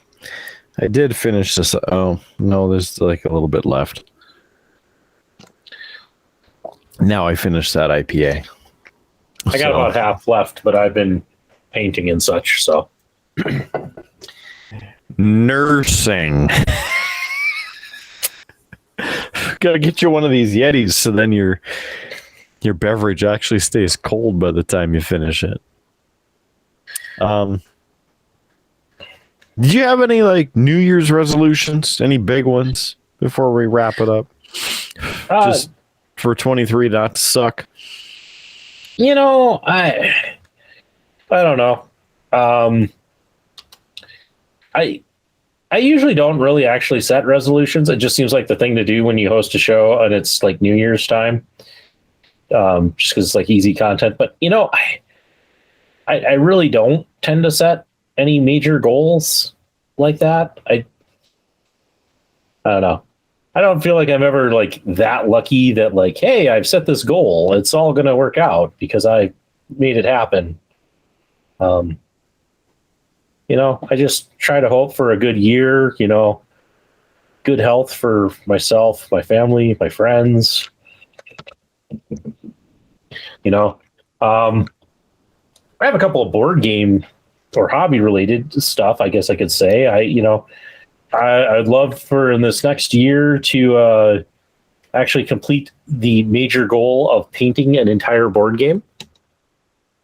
So having one of my board games completely painted would be kind of an awesome goal to achieve. God, what's the other hobby one? I'd like to get the cave a bit more organized. I've been working on it, but would love to get to a point where I actually feel really good about it. And, you know, always play more games. It's always a big one for me. I feel like I have not got to get as many games to the table.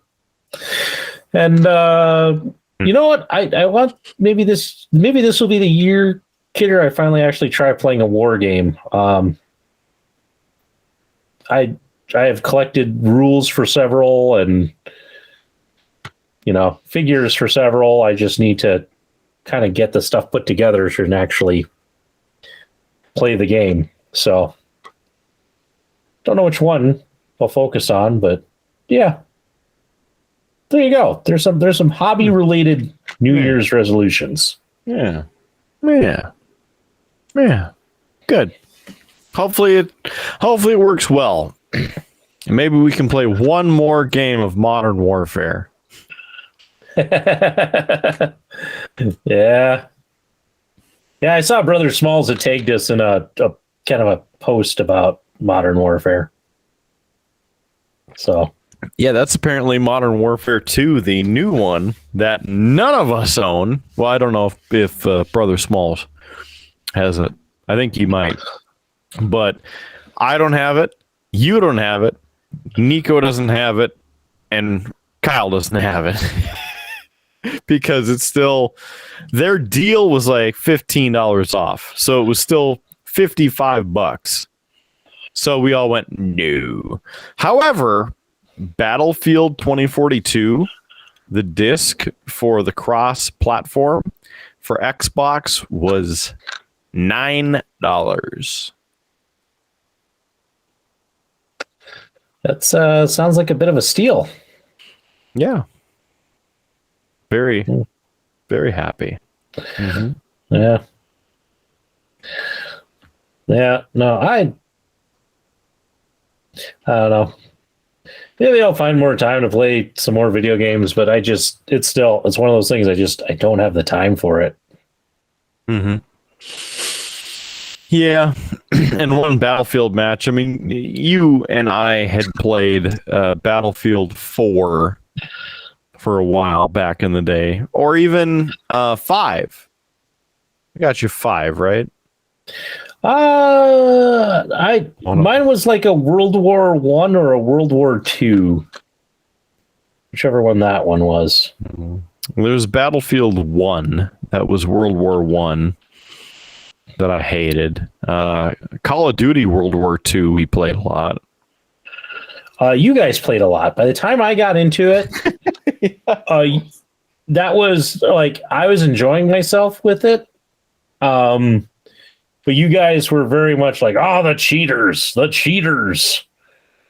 And not much has changed. yeah, well, I mean, it was one of those things like yes, there were people clearly doing some of that. I don't know. I was willing to kind of forgive it because I just was enjoying it, enough. So I wasn't anymore. yeah, To some degree. I enjoy us playing together. That was fun. yeah. I think I enjoyed it a bit more than you guys did. Just I don't know it. I had an easier time with that one, not getting so sucked into like the about it. I don't know. I played that one more just for fun, for giggles. Oh, I almost did it. Oh. I Oh, pulled you back. did. I heard it. I heard it. I don't know. Future Howard You will. had it. Yeah. Yeah. Yeah. I mean, but I was having more fun with that one, than, I just didn't get wrapped up in the whole, I have to take this super seriously. I just kind of having fun with it. Mostly because I truly enjoyed the shotgun with like the ignition rounds that would set your opponent on fire. Yes. I could sit and do that all day. That was, to me, just super enjoyable. Like, it's like I don't have to be good. I just have to hit you. So I enjoyed that. I enjoyed the level design on that one too, I would say. Probably more than I think most people. The levels just felt different and kind of fun. Like I liked Docks was a good one. I liked the one on the battleship. Mm-hmm. There was just some really nice, fun kind of maps, I guess you could say. And I enjoyed it. But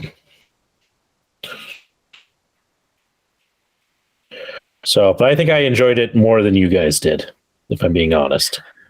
I liked the non-futuristic pieces about it, but then they started getting stupid with it and adding in alien and whatever. There's just a bunch of stuff. And the weapon skins from the cards.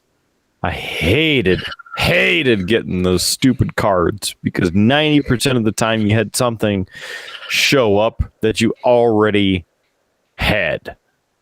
And there's no reason for you to continue to getting something that you already have. Even if you got, 5 credits for getting a duplicate. It is stupid. You open up a bunch of those things in duplicate. And you're like, yeah, this game, yeah, lots of fun. And I guess I never really cared about like the skins or the look. I didn't either. That's my whole point, because that's all you got. It's just a bunch of worthless stuff. Like, give me a cool gun.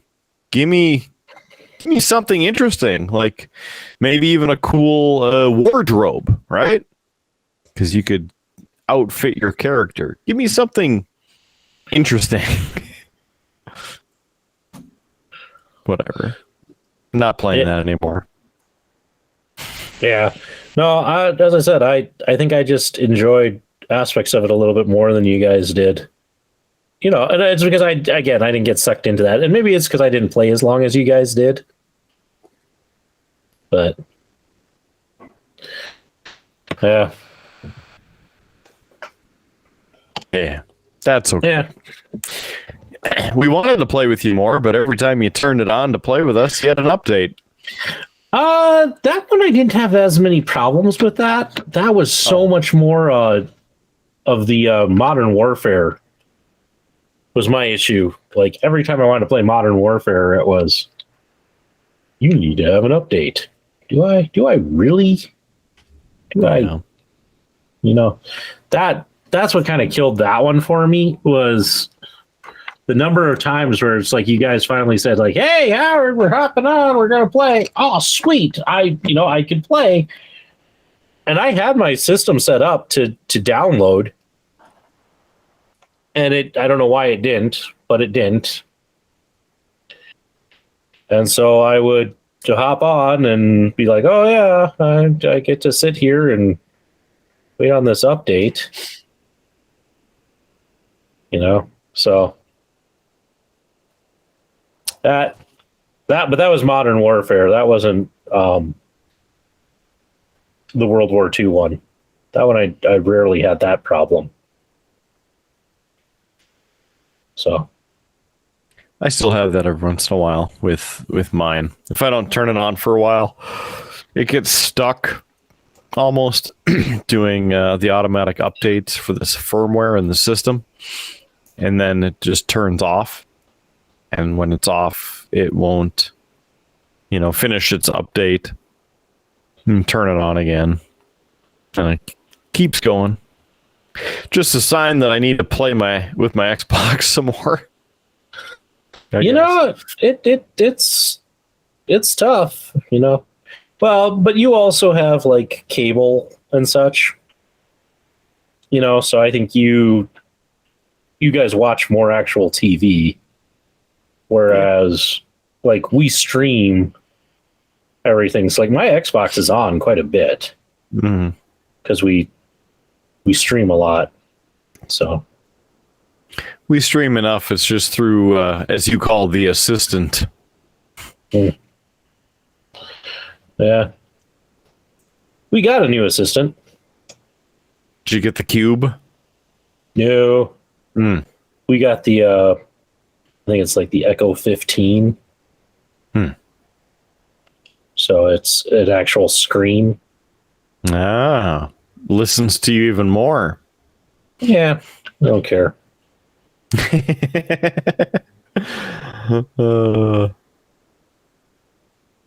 Good. It's just, I don't know. I know some people get really wrapped up about the whole, like, the devices are listening to you. I'm just like, I have to be the most boring person they're listening to. All right. That's how it goes. Is it that time? I mean, I queued that up. I teed that up a while ago, and just like golf. Took an extra 20 shots to get to the finish line. Yeah, I know. Future Howard's going to curse about it too, because he's going to find that he's going to make the chapter note about it, and then he'll have forgotten about this whole like extra conversation, and so he's going to be like, "Son of a, now I gotta." Yeah, well, it could be worse. Could be worse, but. Since we want to get out of here, the best way to find us is on our website at beerbluesbs.com, beerbluesbs.com, BEERBLUESBS.com. It's our website, everything on there, Facebook, YouTube, our audio podcasts and the locations for them, beerbluesbs.com. It's in the show notes if you just want to click the hyperlink. Join us there. While you're there, click the merch text at the top of the page or in the hamburger menu. Click merch. Join us there because you can get 20% off your order there at our website, beerbluesbs.com, in the merch store. 20% off. Keyword Howard for the holidays. It's all in there. Holidays and once. 20%. Good stuff. BeerBluesBS.com. Click merch. Please join us, buy some stuff, pint glasses and more, or hold off. And as Howard announced, the contest for episode 100 with the live drawing on the 100th episode, you can enter to win your very own pint glass. All you got to do, like, share, subscribe, comment. Easy. Easy peasy. Super easy. So please do just that. Give us a thumbs up. Drop a comment below. Share the episode because, well, sharing is caring and helping us get out to the people. That's what we would love to do. BeerBluesBS.com. Like us on Facebook, subscribe on YouTube, follow on Spotify, iHeartRadio, Pandora, Stitcher, TuneIn, IMDb, Google Podcasts, Apple Podcasts, including iTunes, and many more. Search Beer Blues and BS. We're also on Instagram. We have the Insta at Beer Blues BS. Please find us. All the above, BeerBluesBS.com. All right, let's get on out of here. I think that's about enough. That guy over there painting some stuff. He is Howard Blues, the guy who ghosted us. Not the ghost of Jimi Hendrix. He's hanging out over at JS Gunslinger's place. Big D, thanks for having him. Thanks for being here. Wherever he might be right now. Off in Wonderland. Thanks, Big D. We'll see you again on the next one. I'm the man, the myth, legend, Mark Kidder. Thank you for joining us this and every episode of Beer, Blues, and BS. Remember to keep your glass at least half full. There's some free beer tomorrow, and we'll catch you on down that Snowmageddon Tucson Highway. Have a good one. Happy New Year. Merry Christmas. All that good stuff. And, well, we will catch you on down that 2023 Tucson Highway. You have been listening to a UA production of Beer, Blues, and BS. If you enjoyed the show, help others find out about it by rating the show or leaving a review at your podcast listening service of choice. Thanks for listening, and may your glass never be empty.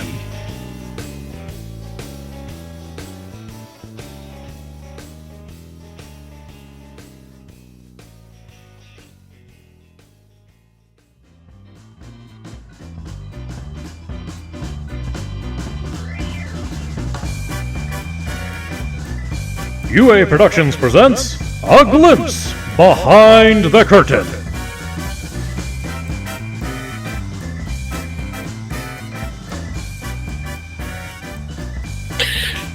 And Kidder would rather be watching Metallica than being here with us.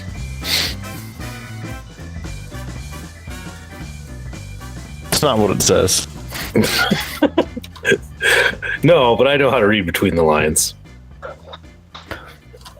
How do you know I wasn't listening and watching while I was waiting? Well, I'm sure while you were waiting, but now I'm sure, like, I was feeling bad that I'm running late. I don't want to keep Big D up too late. But I'm sure you were sitting there like, yeah, I'm getting extra Metallica time. Take your time, Howard. Take your time. Oh, it's all good. I was watching like 75 different ways to cook a steak. It was a very productive time. Medium rare. That's the only way. Well, gents, Howard are took we so long that I started a mission to kill the Borg Queen. Oh. Is that why you're all pixelated? I look fine on my end. Yeah, it's not what the recording has showed a few weeks. Yeah, I'm going to have to go with Howard there. You look kind of like a pixelated dookie right there. Free up your bandwidth, man. I think it's the host. Maybe, although Big D looks fine on my end. So, take that for what you will. Midco sucks. Well, I mean, that's a given. Can't remember the last time I was a Midco customer. Hasn't been since I've been back. Maybe the last time, I don't know. Maybe not even then. I don't know if I remember. They are what they are. Well, gents, are we ready to rock and roll on this show? Kidder's undecided. He's like, I don't care. I'm going to kill this board queen whether you guys do a show or not. Oh, she's dead. Again. That was fast. I'm good at what I do.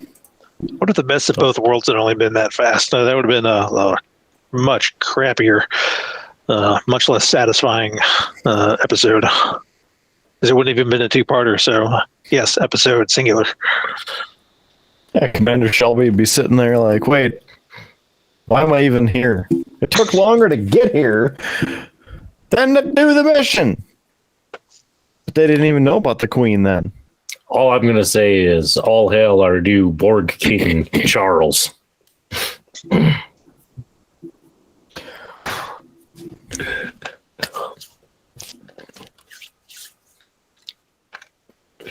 Oh, come on. Nothing like a British monarchy joke.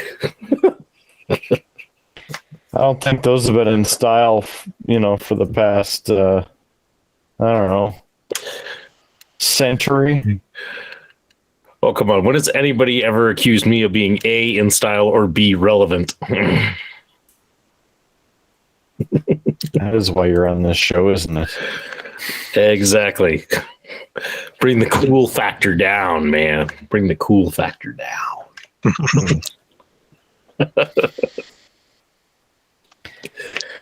Some people's kids.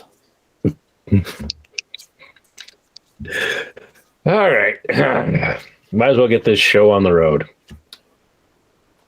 We can't. The road's closed.